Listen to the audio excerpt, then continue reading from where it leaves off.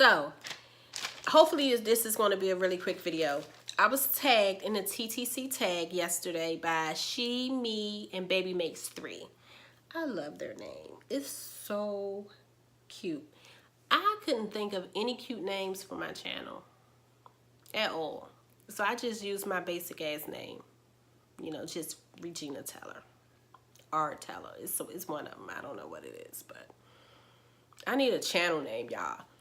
Give me some suggestions below because I'm jealous. Like, their name is so cute. And then the 3 is not even spelled like T-H-R-E-E. It's T-H-R with 2 backwards number 3s. It's so cute. It's so cute.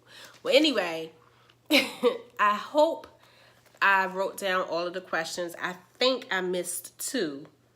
So if I did, please put those questions in the comments below and I'll answer those questions in another video or in a Q&A if y'all want to hear that.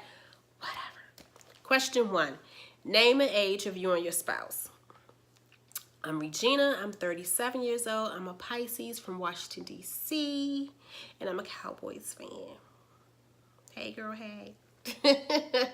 My wife, her name is Tiffany. She's 34. She's from the Eastern Shore, and she is a Redskins fan. But, you know, we ain't going to hold that against her. You know, I'm going to find her antibiotic or something because that's just not right. But next question. How long have you been TTC?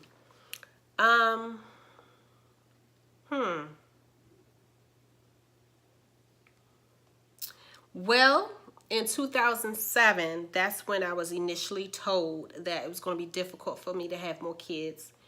And each year, I just put it on a back burner, you know. And then in 2014, that's when I started actively doing it. And I started with IUIs, and we've been doing that since. We took a few breaks in between, but we have been actively TTCing since January of 2017. So, yeah. 3. If you could go back to the beginning, what words of encouragement would you give yourself? What words of encouragement I would give myself? I don't know if they're encouraging, but I would tell myself that it is okay to not be okay. And I will also tell myself to expect nothing. With this journey, sometimes we give ourselves hope, and it's great. We have to keep hope in order to stay on this process and to stay on this journey. You have to keep hope, and you have to have hope. But sometimes we allow our hope to take over, and when it doesn't happen, the pain and the disappointment is 10 times worse.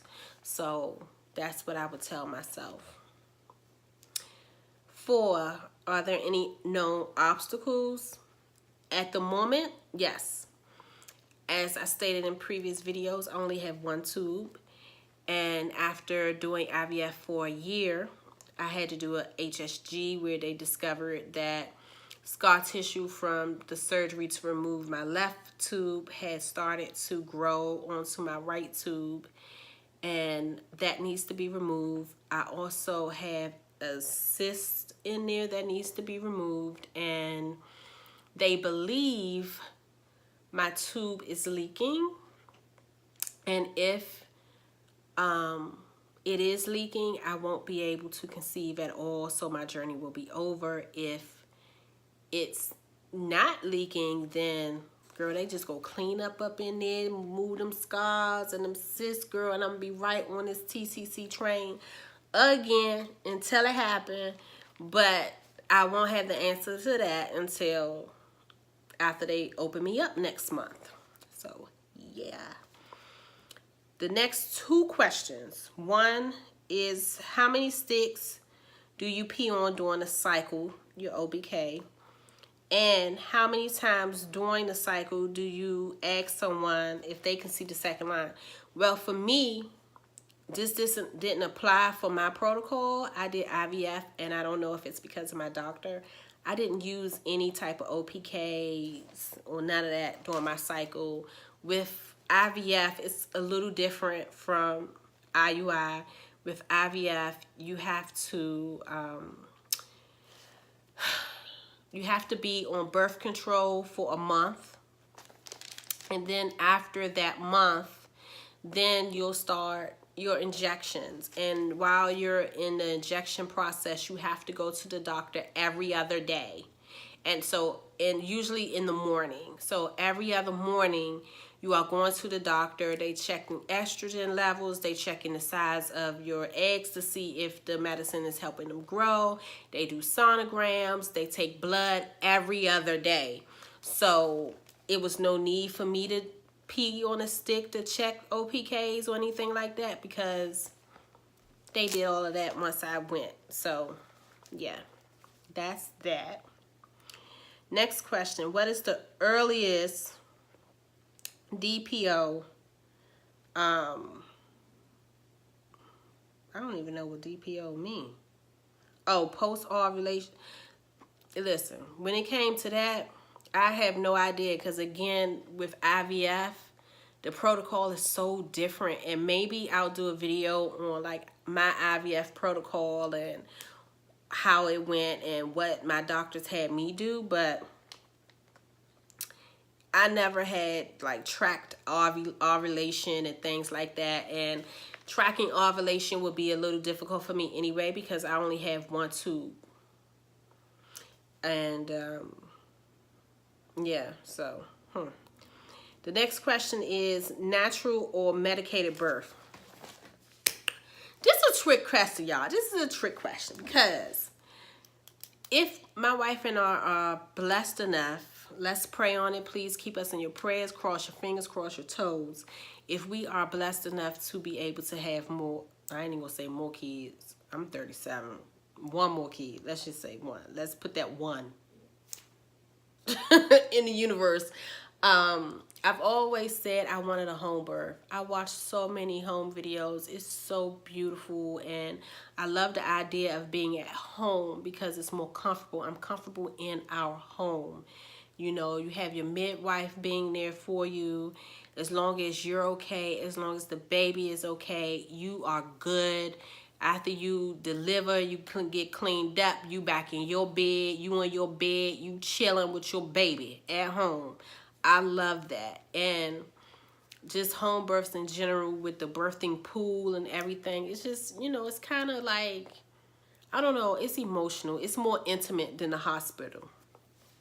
The other side of that is, listen, when I gave birth 18 years ago, honey, child, let me tell you, my daughter was overdue. She was supposed to be born May 27th. She did not come until the 19th of June. My delivery was quick. I will say that. I got to the hospital at 12:30. I delivered her at 3:10. But that shit was painful. And let me tell you something. I can deal with pain pretty well. When you have your eggs retrieved, like right before you have them retrieved for IVF, that hurts. I've had surgery on my head for aneurysm before. That hurts. I've had surgery on my stomach to remove what they thought was a dormitory cyst that was cancerous. That hurt. I had my left tube removed. That hurt. None of that pain compares to the pain of something coming out of your woohoo. Let me tell you something. It was so bad, and I don't know if the pain was like this because it was my first time and I was terrified. So you gotta add being afraid and just put anxiety on that and the pain, if that's what made it bad, or if it was bad simply because I was in pain. But child, that shit hurt. It hurts. Listen, I'm that one friend. See, since we friends, all of us friends, since all of us in this community are friends, I'm going to be that one friend, and I'm going to keep it 100 with you. I'm going to keep it 100 with you. I am not that chick that you see on them TV documentaries that be like, oh my God, it was so beautiful. oh my God, giving birth is so beautiful and it's so lovely, and it's just, let's go skip across rainbows and just eat cookies and shit because it's so beautiful. Listen, no, girl, that shit hurts. Ain't nothing beautiful about it. It ain't attractive. It ain't sexy, all the blood and guts. And then my daughter took her first stool in me, so my baby came out with poo on her body. It was nothing attractive about it, and it hurt. I'm gonna tell you how bad it hurt. Now, I will say I was 19, but still, it was them contractions felt so bad that I tried to bribe my mama to unhook me, because my mama's a nurse. I tried to bribe her to unhook me. I looked up the time that the bus was coming. And I said, Mom, we can go catch the bus right now and go home. I changed my mind. This ain't what I want. That's how bad it hurt. They gave me an epidural. That epidural felt like heaven for maybe 2 seconds. 2 seconds. My daughter was ready to come out. So they gave me the epidural. I sat back on the bed. I was like, ooh, yes. Oh, my God. It was like the best weed you would ever have in your life, right? Within 2 minutes, I shot up like, oh, because it felt like my vagina split all the way to my butt. And I did split in these stitches, but it wasn't to my butt, but it hurt. So it's like a part of me want the home birth, but the other side of me is like, no, I need some drugs. Take me to the hospital. Give me another epidural. I need some drugs. And then there's another part of me is like, forget all of that. Just give me a C-section. Cut me. Like, let's get it done and over with. So the jury is still out on that question. And the last question that I wrote down was OB or midwife. When it comes to OBs, for me, in my opinion, I always stick to whoever my gynecologist is. When it's time for me to get a new gynecologist, I always pick a gyno who is both. That way, if you're comfortable with her when you're not pregnant, you should still be comfortable with her while you're pregnant. That's just my theory on it. So I'm good with who we already have. When it comes to midwives, I love the idea. I love how supportive they are. But I know how my attitude is, and I know how my temper is. I mess around, hurt them people's feelings. Like, they'll say something to me, and I'm gonna be like, "Girl, shut the f up." Like, they could be like, "Oh my God," just rubbing my back, like, "Ooh, relax, relax, and just breathe through the steam and listen to the waves of the music." And I'm gonna be like, "Girl, if you don't shut the f up," like, so yeah, the jury's still out on that too. If I remember, I'm going to put some links below to TTC channels that I follow and I watch.